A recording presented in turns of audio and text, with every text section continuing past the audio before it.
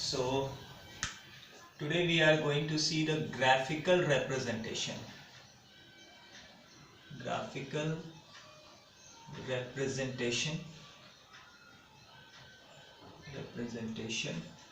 of SHM. ठीक है.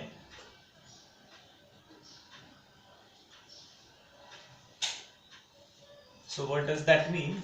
That means we have seen the equations for displacement, velocity and acceleration of a particle performing SHM, and those equations are given when the particle is starting from either the mean position और the extreme position. दोनों के लिए आपके पास वो equations हैं. In fact आपके पास displacement का तो इक्वेशन है ही, तो हम उसी इक्वेशन को कंसीडर करेंगे and based on that equation we will find what will be the formula for velocity and acceleration and how it will change according to the phase. ठीक है.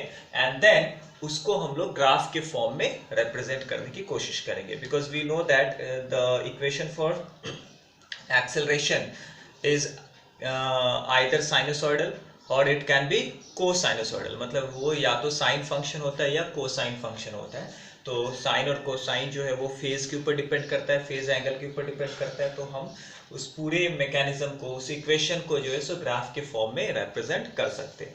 तो हमारे पास दो केस है. First case when the particle is starting from mean position and second case when the particle is starting from extreme position. So case 1 is when particle starts from mean. ठीक है. So what is the equation for displacement? Then आपके पास displacement को आप x से represent करते हैं. So equation for displacement is a sin omega t. Correct. a sin omega t. इसको आप बोल दो equation small 1 may be roman letter 1. Then velocity v क्या होता है? v is derivative of displacement, time derivative of displacement.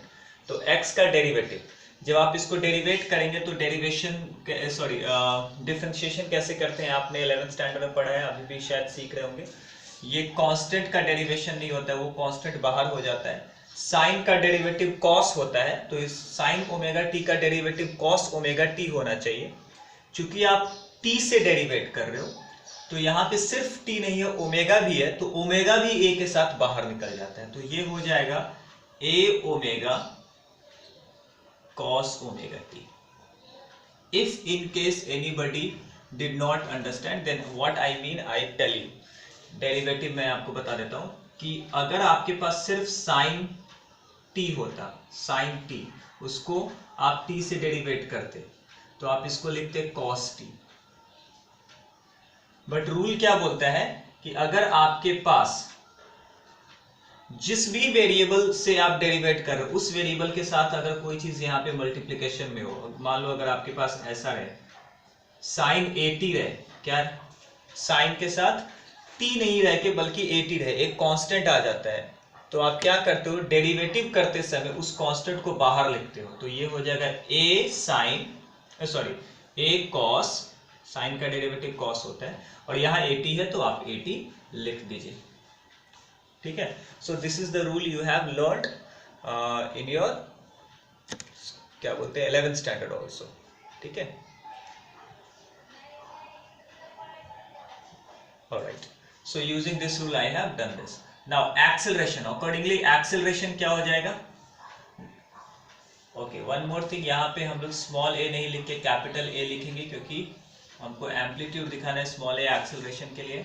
So we will write capital A over here, that what we have been following so far. Now acceleration क्या होता है? This is the time derivative of velocity. So अब इसको आप derivative करेंगे. जब आप इसको डेरिवेट करेंगे तो यहाँ पे देखो क्या है, अगेन एक कांस्टेंट तो ऑलरेडी है a ओमेगा, इसका आप डेरिवेटिव नहीं निकाल सकते, वो आपको ऐसे ही लिखना है. cos का डेरिवेटिव हो जाता है माइनस साइन, तो यहाँ पे माइनस साइन तो आ जाएगा, प्लस अगेन cos के साथ यहाँ जो एंगल है या फेज है वो सिर्फ टी नहीं है बल्कि ओमेगा टी है, तो एक बार ओमेगा फिर से बाहर आएगा। इसी रूल को आप ले लेंगे, यही आप करेंगे डी कॉस ए टी अगर आप करेंगे बाई डी टी, तो ये ए साइन ए टी और माइनस एन इतना हो गया। यहां जो भी रहता है वो बाहर आ जाता है, तो इसका ओमेगा भी बाहर आएगा, तो यहाँ पे हो जाएगा ओमेगा स्क्वायर, और कॉस का डेरिवेटिव माइनस साइन होता है, तो यहाँ पे आप माइनस लिख दीजिए, और ये साइन ओमेगा टी। ये हो गया आपका इक्वेशन नंबर 3। सो ये तीन चीज आपके पास हो गया, accel displacement, velocity and acceleration you have now when the particle starts from where it starts from mean position. Okay, now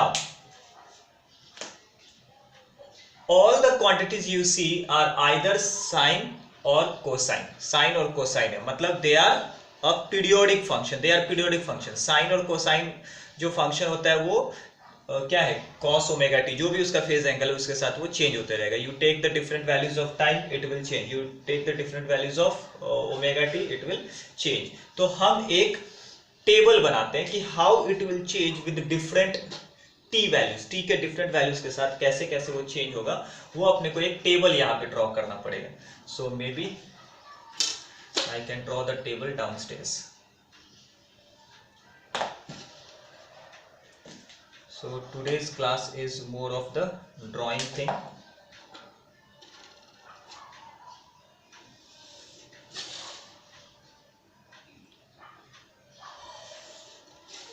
Once I am done, you should take the screenshot जिसका भी connection अच्छा रहेगा। I will send the notes definitely, don't worry, but still you should take the notes. This I have already some pictures when I was teaching in classroom, उसके भी pictures मेरे पास हैं, that I can send you, no problem, or else I will send you the notes, printed notes, handwritten notes.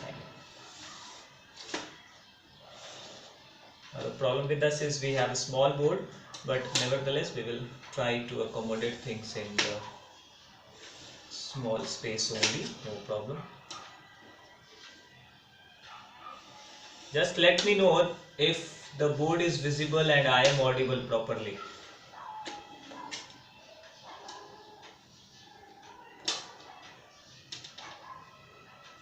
And those who are joining late are requested to join on time.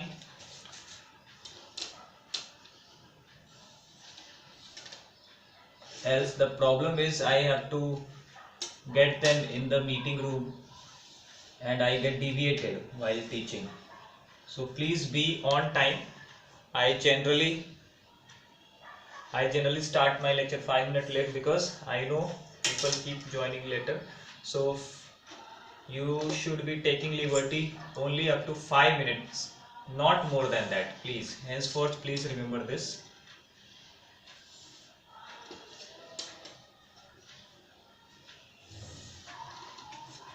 So now if I draw with scale, then it will be messy. So what all we have to give the headings. Firstly, यहाँ पे आप time लिखेंगे, time which is represented by t. So time periods क्या क्या हो सकते हैं? सो time period या तो स्टार्टिंग टाइम 0 रहेगा, ठीक है। जब आप ग्राफ बनाते हो तो यहाँ पे देखो पहला पॉइंट 0 टाइम लेते हो, ठीक है, फिर आप क्वार्टर लेते हो, फिर हाफ लेते हो, 3 क्वार्टर लेते हो, फुल क्वार्टर, ऐसा आप क्वार्टर क्वार्टर बढ़ाते जाओ, ऐसा टाइम आप लेंगे। सो आप पहले तो t0 ले लो, फिर t/4 ले लो, फिर t/2 ले लो,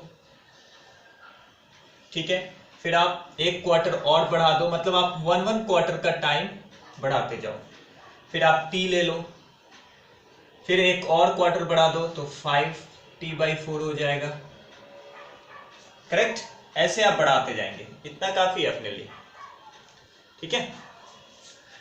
तो ये आपको रिप्रेजेंट कर रहा है time, time is horizontally given, ठीक है। अब इसके बाद आपको क्या क्या, टाइम t हो गया तो उसके कॉरस्पॉन्डिंग फेज क्या क्या हो जाएगा, फेज जिसको आप ओमेगा t से रिप्रेजेंट करेंगे। तो आप देखो फेज क्या क्या हो जाएगा, ओमेगा टी मतलब ओमेगा को टी से मल्टीप्लाई करो, तो पहला टी 0 है तो omega into 0 will be how much, it will be 0। ठीक है। Now what is omega basically, omega T basically, omega T क्या होता है जरा बताओ। Omega T gives you the angle ना, तो जरा ध्यान दीजिए यहाँ पे। पहले मैं यहाँ पे दो अलग अलग कलर पेन यूज करके आपको बताता हूं। लुक हियर, पहले हम लोग टाइम लेते हैं। सो दिस टाइम इज 0, ठीक है। ये हो जाता है टी क्वार्टर, मतलब टाइम का क्वार्टर। फिर हो जाता है टाइम का हाफ, t/2। फिर हो जाता है थर्ड क्वार्टर, 3/4। और फिर हो जाता है फुल टी। मतलब यहाँ पे मैंने 4 सेगमेंट्स बना दिए। ये देखो, ये जो ग्राफ बन रहा है, ये जो साइन वेव होता है, साइन वेव होता है, इसके बारे में बताया। यहाँ पे साइन 0 की वैल्यू होती है, ठीक है, 0 टाइम। फिर ये हो जाता है हाफ टाइम, और ये हाफ टाइम, और ये हो जाता है फुल टाइम पीरियड, ठीक है। ये हो गया, यहां से यहां तक आने में पूरा टाइम पीरियड हो गया, टी टाइम। तो ये कितना हुआ, हाफ टाइम। तो ये कितना हो गया, क्वार्टर टाइम। तो ये कितना हो गया, 3 क्वार्टर टाइम। ये मैं वहां पे बताया, ठीक है। 4 क्वार्टर्स मैंने बना दिए, 4 क्वार्टर्स मिलके फुल टाइम मिल गए। ये टाइम पीरियड में ऐसे बता सकते हैं। और अगर हम लोग एंगल में बताएंगे, फेज एंगल में बताएंगे, तो यहाँ पे 0 डिग्री होगा, और फिर यहां से यहां तक आ जाता है तो कितना हो जाता है, कौन बताएगा, ये 2π हो जाता है। कितना हो जाता है, 2π हो जाता है। एक पूरा वेव बनने में 2π लगता है। एक पूरा वेव बनने मतलब एक पूरा साइकिल, सर्कल को एक पूरा साइकिल करने में कितना एंगल बनता है, 2π का एंगल बनता है। तो एक कंप्लीट साइकिल में 2π। तो ये कितना है, दिस इज हाफ साइकिल, तो कितना हो जाएगा, पाई। ये कितना है, इसका भी आधा है, तो π/2। ये कितना है, इसका आधा है, तो ये कितना हो जाएगा, 3π/2। तो आप देखो, हर एक टाइम के कॉरस्पॉन्डिंग फेज एंगल है। 0 टाइम के लिए 0 फेज एंगल है, t/4 टाइम के लिए π/2 है, t/2 के लिए पाई है, और 3t/4 के लिए 3π/2 है, ठीक है, और t के लिए 2π है। You understand that. तो ये फेज एंगल्स हैं, ये सारे फेज एंगल्स हम लोग यहाँ पे लिखते चलते हैं। चलो, सो 0 टाइम के लिए 0 है, t/4 टाइम के लिए π/2 है, t/2 मतलब आधा साइकिल के लिए पाई हो जाएगा। फिर आधा और एक और क्वार्टर के लिए 3t/4 टाइम है, 3t/4 के कॉरस्पॉन्डिंग है 3π/2। तो यहाँ पे कितना हो जाएगा, 3π/2। फिर आगे क्या हो जाएगा, 2π हो जाएगा। फिर क्या करना है, एक हाफ और ऐड कर देना है। तो यहाँ 5 था तो ये भी 5 हो जाएगा, बट 4 नहीं होगा, यहाँ पे 2 होगा। इसमें आधा आधा बढ़ता है, और टाइम में क्वार्टर क्वार्टर बढ़ता है, ठीक है। ये हो गया आपका फेज एंगल। चलिए, तो हम इसको भी अंडरलाइन कर देते हैं।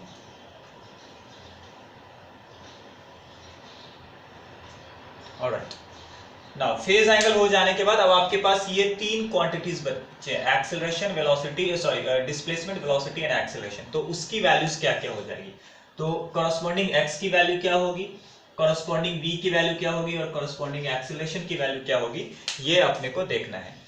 Alright, so I better draw these horizontal lines first.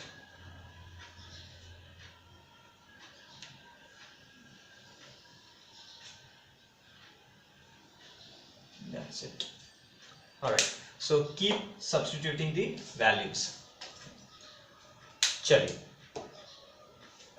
अब यहां पे देखिए, x का आप 0 वैल्यू लेंगे, x का 0 किसके लिए, ओमेगा टी के 0 के लिए। तो ओमेगा टी की जगह अगर आप 0 रखोगे तो क्या हो जाएगा, साइन 0 इज 0, तो x की वैल्यू कितनी हो जाएगी, 0 हो जाएगी। अब ओमेगा टी की जगह π/2 रखो x के इक्वेशन में, तो ओमेगा टी की जगह π/2 रखो, तो साइन π/2 होता है 1, तो ये हो जाएगा 1, तो 1 इंटू a इज a। अब कितना रखना है, पाई रखना है, साइन के ओमेगा टी की जगह पाई रखना है। तो इसको अगर आप पाई रखोगे तो साइन पाई इज अगेन 0, तो x की वैल्यू हो जाएगी 0। Now you have to put 3π/2, omega T की जगह रखना है 3π/2 मतलब 270 डिग्री। तो साइन 270 डिग्री होता है -1, कितना होता है, -1। तो आप -1 से इसको मल्टीप्लाई कर दीजिए तो हो जाएगा -a, so you will get over here -a। आपको कितना मिलेगा? -a। अब आप आंख बंद करके रिपीट कर लीजिए, 0 एंड a, फिर 0, फिर -a, ऐसे ही रिपीट, क्योंकि वो माइनस साइन की वैल्यू क्या आती है? -1 से 1 के बीच में ऑसिलेट होती है। आप a और -1 a और -a पहुंच गए तो उसके बीच में वही 0 -a 0 ऐसे ही करके वो रिपीट होते जाएगी वैल्यू। चाहिए तो आप चेक भी कर सकते हैं। आप फिर से 2π रखोगे तो साइन 2π 0 होता है, तो x की वैल्यू 0 होगी। 5π/2 रखोगे तो 1 होता है, तो ये 1 × a = a। फिर नेक्स्ट वैल्यू 0 हो जाएगी, फिर नेक्स्ट वैल्यू -a हो जाएगी, ऐसे ही वो अब रिपीट होते जाएगा। Now let us come back to this. For velocity now we will check. Velocity में आपको ओमेगा टी जब 0 रखोगे तो वेलोसिटी का इक्वेशन देखो, cos ओमेगा टी के जगह 0 रखना है तो cos 0 इज 1, cos 0 इज 1, तो ये 1 हो गया। 1 से इसको मल्टीप्लाई करो तो a ओमेगा को जब आप 1 से मल्टीप्लाई करोगे तो आपको a ओमेगा मिलेगा, ठीक है। अब आपको कितना रखना है? π/2 रखना है। जब आप यहां पे π/2 रखोगे तो cos π/2 मतलब cos 90 इज 0। cos 90 कितना हो जाता है? 0 हो जाता है। तो आप 0 से इसको मल्टीप्लाई कर दो तो 0 मिलेगा। Now this is also a common sense, ये भी कॉमन सेंस है। जैसे ये ऑसिलेट हो रहा है -a से a के बीच में, वैसे ही आपका वेलोसिटी का मैक्सिमम वैल्यू मिल गया a ओमेगा और मिनिमम वैल्यू होगा -a ओमेगा, तो ये a ओमेगा और -a ओमेगा के बीच में ऑसिलेट होगा, ठीक है। दूसरी बात, डिस्प्लेसमेंट और वेलोसिटी। डिस्प्लेसमेंट साइन फंक्शन है, वेलोसिटी कोसाइन फंक्शन है। डिस्प्लेसमेंट साइन फंक्शन है, वेलोसिटी कोसाइन फंक्शन है, तो उसमें 90 डिग्री का फेज डिफरेंस होता है। This you should know. If you don't know please इसको हमेशा के लिए याद रख लीजिए, दैट साइन और कोसाइन के बीच में 90 डिग्री का फेज डिफरेंस होता है। साइन और कोसाइन के बीच में 90 डिग्री का फेज डिफरेंस होता है। I tell you with graph, आपको वैसा ग्राफ वैसे मिल जाएगा। ये अगर साइन फंक्शन है तो कोसाइन फंक्शन जो है सो यहां से स्टार्ट होता है, ठीक है। तो ये हो गया 90 डिग्री, ये हो गया 90 डिग्री और ये हो गया 0 डिग्री। साइन जो है सो 0 डिग्री पे 0 होता है और कोसाइन जो है सो 90 डिग्री पे 0 होता है। समझ में आ रहा है? साइन जो है सो 90 डिग्री पे मैक्सिमम होता है, कोसाइन जो है सो 0 डिग्री पे मैक्सिमम होता है। तो उनके बीच में देखो ये 90 डिग्री का फर्क होता है हमेशा। तो साइन की वैल्यू जब 0 है तो कोसाइन की वैल्यू मैक्सिमम होगी, और साइन की वैल्यू जब मिनिमम है तो कोसाइन की वैल्यू तब मिनिमम हो जाएगी, ऐसा हो जाएगा। तो अभी आप देखो क्या बोल रहे हो, जब साइन मैक्सिमम हुआ था तो देखो आपका कोसाइन वैल्यू 0 हो गया। तो इसी को आपको ख्याल में रखना है। और दूसरी चीज कि ये पॉजिटिव से नेगेटिव तक जाएगा, तो अभी आपको पॉजिटिव मैक्सिमम मिला था, फिर 0, तो आपको नेगेटिव वाला मैक्सिमम मिलेगा, मतलब यहाँ पे नेगेटिव a ओमेगा मिलेगा, फिर उसके बाद 0 मिलेगा। इसी पैटर्न को फॉलो करना है, बस 90 डिग्री का फर्क। 0 हो गया तो आप उसके बाद फिर से रिपीट कर दो a ओमेगा, फिर रिपीट कर दो 0, फिर अगर आगे रहता तो -a omega. You want to check, you can check also. चलो इसके लिए हम लोग चेक करके देखते हैं। आपको cos ओमेगा t का वैल्यू रखना है कितना? पाई। तो cos ओमेगा t के जगह पाई रखो तो cos पाई होता है -1, ये होता है -1, -1 से इसको मल्टीप्लाई करो -a ओमेगा आ गया। फिर आप 3π/2 रखो, 3π/2 रखेंगे तो इसकी वैल्यू 0 हो जाती है। कितनी हो जाती है? 0। तो cos 0 0, तो 0 से इसको मल्टीप्लाई करो 0। फिर आप 2π रखो, cos 2π रखोगे तो 1 होता है, तो 1 × a omega is a omega. So likewise, now it is our common sense once again. Use common sense. Acceleration is a sine function. तो इसका वेरिएशन जैसा डिस्प्लेसमेंट का वेरिएशन था वैसा ही होगा। डिस्प्लेसमेंट भी साइन फंक्शन है और एक्सेलरेशन भी साइन फंक्शन है। तो अगर डिस्प्लेसमेंट जहां जहां पे 0 था, एक्सेलरेशन भी वहां पे 0 होगा। ये आप आंख बंद करके ये टेबल रख सकते हैं। बहुत लोग क्या करते हैं एग्जाम में कि ये सॉल्व करते बैठते हैं, उसमें गड़बड़ गाय भी कर लेते हैं। बड़ा सिंपल सा ये टेबल सॉल्व करना है, एकदम सिंपल है। आपको सिर्फ पहले डिस्प्लेसमेंट का कर लेना पड़ेगा। डिस्प्लेसमेंट को तो आपको कर लेना है। डिस्प्लेसमेंट में जहां जहां 0 आया है, वेलोसिटी में उसके डायगोनली एक छोड़ के करना। ये यहां पे 0 आया है तो इसके नीचे छोड़ के एक आगे आगे 0 करना एक्सेलरेशन वेलोसिटी में। और एक्सेलरेशन में डिस्प्लेसमेंट जहां 0 आया वहां पे 0 पहले लिख दो, ठीक है। दूसरी बात क्या है, 0 के अलावा जो बाकी के ब्लॉक्स बच जाते हैं उसमें पॉजिटिव मैक्सिमम और नेगेटिव मैक्सिमम वैल्यू लिखना है। तो पॉजिटिव मैक्सिमम और नेगेटिव मैक्सिमम वैल्यूज क्या क्या होती है, तो यही इसका जो मैं अंडरलाइन कर रहा हूं वही उसका मैक्सिमम वैल्यू होगा।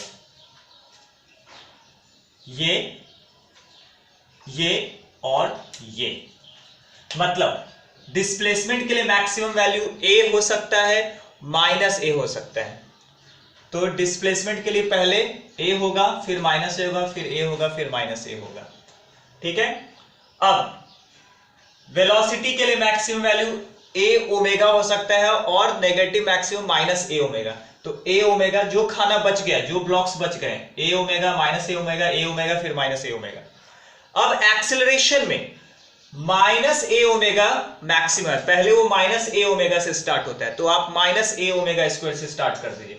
तो ये जो बच गया यहां पे आप पहले माइनस ए ओमेगा लिख दीजिए, फिर plus A omega square I am sorry लिख दीजिए, फिर माइनस ए ओमेगा स्क्वायर लिख दीजिए। Even if you do not calculate this value, you just remember this trick. आप ये ट्रिक याद रखिए, आपका ये टेबल कंप्लीट हो जाएगा।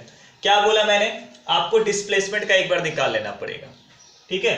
0 आया, ए आया, माइनस ए आया, ये जो 0 छोड़ के जो वैल्यू आई है वो आपका यही आया, ये जो साइड में लिखा हुआ है मल्टीपल वही लिखा हुआ है। ये ए से स्टार्ट हुआ तो आप ए से स्टार्ट किए, ए माइनस ए माइनस ए ऐसा करके। कब मैं बोल रहा हूं, जब आप पार्टिकल मीन पोजीशन से स्टार्ट हो रहा है तो ये इक्वेशन होता है। नाउ वेलोसिटी के लिए क्या करना है, ये जहां 0 था उसको एक छोड़ के 0 स्टार्ट करना है और फिर गैप देते हुए 0 लिख लीजिए। जो ब्लॉक्स बच गए उसमें वेलोसिटी का ये मैक्सिमम वैल्यू लिख दीजिए। मैक्सिमम वैल्यू ए ओमेगा होगा, तो ए ओमेगा फिर माइनस ए ओमेगा फिर ए ओमेगा, फिर आगे अगर ब्लॉक्स रहते तो माइनस ए ओमेगा। एक्सेलरेशन में क्या करना है, जहां जहां डिस्प्लेसमेंट का 0 है वहां वहां एक्सेलरेशन का 0 हो जाएगा, 0 वैल्यू हो जाएगा, ठीक है। और जो ब्लॉक्स बच गए उसमें ये मैक्सिमम वैल्यू से स्टार्ट कीजिए। यहां पे माइनस ए ओमेगा से स्क्वायर है तो आप माइनस ए ओमेगा स्क्वायर से स्टार्ट कीजिए, फिर plus A omega square minus A omega square, accordingly you have to go. So this table for you is now ready. आपके लिए टेबल रेडी हो चुका है। Now ये टेबल को आप ध्यान में रखेंगे और इस टेबल को आप ध्यान में रखते हुए ग्राफ ड्रॉ करेंगे। So let us draw the graph.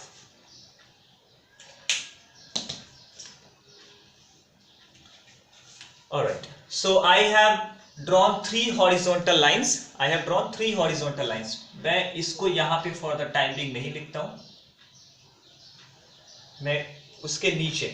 अच्छा, ये ग्राफ बनाने के लिए आपको क्या करना पड़ेगा, ये डॉट्स जो है यहाँ पे, ये डॉट्स मैंने यहाँ पे दिए हैं। Every dots are representing 0, t/4, t/2, 3t/4 ऐसा ऐसा उसको रिप्रेजेंट कर रहे हैं। तो वो भी आपको रिप्रेजेंटेशन देना है, लेकिन अभी यहां मत दिए क्योंकि आप पहला वाला ग्राफ प्लॉट करने वाले हैं। और जैसे ही आप वो डॉट्स दे दो, लिखो मत, डॉट्स दे दो और फिर वर्टिकल लाइंस एग्जैक्टली इसके नीचे आपका ये डॉट आना चाहिए, इसी डॉट्स के नीचे आपका डॉट्स आना चाहिए, क्योंकि ये तीनों ग्राफ एक के नीचे एक बनेंगे। Remember in the exam if this question is asked and say for example this is your question paper, answer paper, ठीक है। अगर आप कोई क्वेश्चन ऑलरेडी कर रहे हो या आपको ये पार्ट भी लिखना होता है, ये आपको इक्वेशन बना के रखना पड़ता है, ये भी लिखना पड़ता है, और आपके पास फ्रेश पेज नहीं है, आप हाफ पेज पे हो, तो ये डायग्राम वहां पे मत बनाओ। Draw the diagram only on the fresh page, one below another. ये तीनों ग्राफ आप एक के नीचे एक, ऐसा नहीं है कि आप अगले पेज पे बना देंगे तो आपको मार्क्स नहीं मिलेगा, but there are few examiners, उनको थोड़ा कंफ्यूजन हो सकता है कि ये वही ग्राफ है या कहां पे एंगल क्या किया था, तो एक के नीचे एक रहता है, तो it makes things easier for examiner to evaluate, ठीक है। So why to give tension and why to give stress to the examiner कि वो इधर उधर पलट के देखे पेजेस को, तो it's better that you should draw the diagram on the same page. Okay, am I audible? Hello, am I audible? Can somebody message me or tell me if I am audible?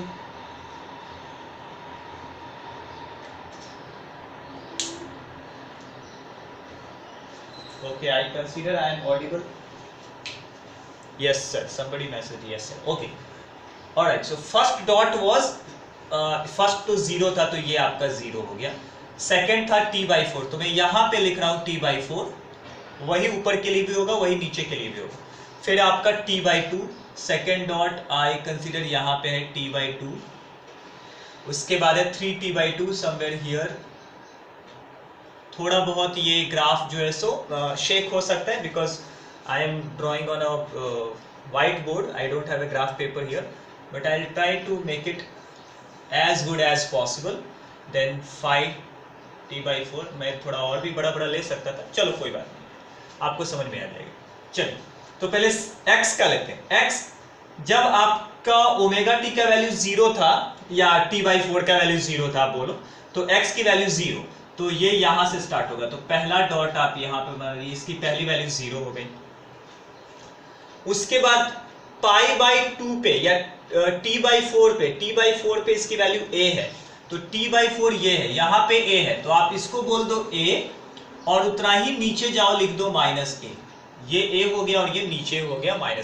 So t/4 पे इसकी value a है, तो t/4 पे इसकी value a है, तो यहाँ पे एक छोटा सा सर्कल बना दो, एकदम छोटा सा सर्कल। फिर t/2 पे 0 है, t/2 यहाँ ये है, t/2 पे 0 है, तो यहाँ पे आप सर्कल बना दो। फिर 3t/4 पे -a है, 3/4 यहाँ पे 3t/4 पे -a है, तो ये यहाँ पे आ जाएगा। सॉरी, ये मैंने क्यों सर्कल किया, ये सर्कल नहीं करना था, हाँ यहाँ पे -a है। फिर t के ऊपर 0 है, ये आपका t है तो यहाँ पे 0 है। फिर नेक्स्ट वैल्यू जो है सो a है, इसके लिए I shouldn't be drawing those circles there. I just have to put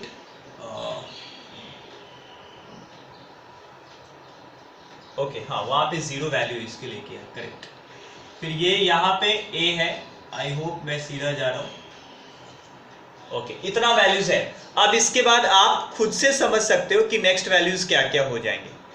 okay, you can yourself understand कि नेक्स्ट वैल्यू 0 फिर -1, आप चाहे तो ले लो नेक्स्ट वैल्यू 0 फिर नेक्स्ट वैल्यू यहाँ पे -1, you can yourself take and then join these points, but make sure you join with okay, मेरा वीडियो नहीं दिख रहा है, all right, I disconnect the video and come back again, stop video and play video. Now just tell me if I am visible, just message.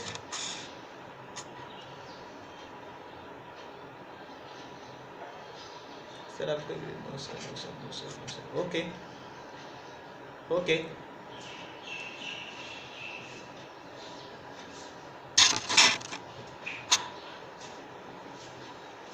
So after plotting you see some sinusoidal function, फिर आपको क्या करना है, यहाँ पे label कर देना है what X axis and what Y axis representing. So X axis represents, X axis पे आप या तो टाइम ले सकते हो या फेज ले सकते हो, आप कुछ भी लिख सकते हो, ओमेगा टी भी लिख सकते हो, टी भी लिख सकते हो। और वाई एक्सिस पे क्या है, वाई एक्सिस पे डिस्प्लेसमेंट आपने प्लॉट किया। Okay, now likewise we will do it for velocity. Now second graph मैंने यहां से यहां तक का रेफरेंस लिया है, ये वेलोसिटी का मैक्सिमम पॉजिटिव, मैक्सिमम नेगेटिव को बताएगा। वेलोसिटी का मैक्सिमम पॉजिटिव a ओमेगा है, तो we can label here as a omega maximum और मिनिमम यहाँ पे -a ओमेगा, ठीक है। नाउ सेम एंगल्स, अब मैं यहाँ से इरेज कर देता हूँ बिकॉज यहाँ पे हमको ग्राफ प्लॉट करना है। जैसे हमने पहले किया था वैसे ही आपको पॉइंट्स प्लॉट करते जाने। नाउ सी वेलोसिटी के लिए क्या है, when t is equal to 0 velocity is maximum, t is equal to 0 पे velocity maximum, तो your first point will come over here. Then when time is t/4 velocity is 0, t/4 is second point, ये वाला point, ये तो यहाँ पे ये 0 है, तो प्लॉट कर दिए 0. When time is t/2 velocity is minus a omega. t/2 ये वाला पॉइंट है, थर्ड पॉइंट यहाँ पे minus a omega. So maybe here somewhere. Then 0. Next point is 0. Just keep following. 0 के बाद a omega. इस पॉइंट पे a omega. इससे जस्ट ऊपर यहाँ पे somewhere होगा. Then again 0. Then again next point आप यहाँ पे चाहे तो प्लॉट कर सकते हैं. अपने पास उतना ही पॉइंट था, आप चाहे आप बढ़ाते चलो, कुछ प्रॉब्लम नहीं है. ये हो गया, ये हो गया, ये बाकी थोड़ा बहुत आगे पीछे हो जाएगा, no problem. Now once you are done, you have to connect these points smoothly.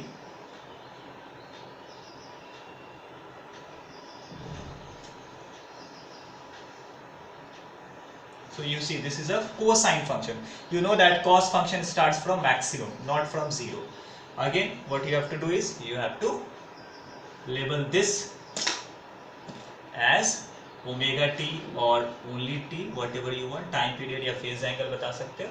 और यहाँ पे थोड़ा मैंने यहाँ पे गैप नहीं छोड़ा, आप यहाँ पे थोड़ा गैप छोड़ के करना है और यहाँ पे लिख देना वेलोसिटी. ये वेलोसिटी को रिप्रेजेंट कर रहा है ना. फिर मैं यहाँ पे एक्सेलरेशन के लिए बना रहा हूँ. ना एक्सेलरेशन का positive value a omega square होगा और minimum value minus a omega square होगा. ये यहाँ पे लिख देना. Now again what you have to do, you have to label the points. 0 पे 0 है तो 0 पे 0 है. फिर t/4 पे minus a omega square. t/4 में इज द नेक्स्ट पॉइंट यहाँ, इसके लिए माइनस a ओमेगा स्क्वायर है तो दिस. देन अगेन 0, ये वाला वैल्यू होगा यहाँ पे 0. फिर next a omega square positive है मतलब ये पॉइंट होगा, इसके लिए a ओमेगा स्क्वायर यहाँ पे आ जाएगा a ओमेगा स्क्वायर. ठीक है.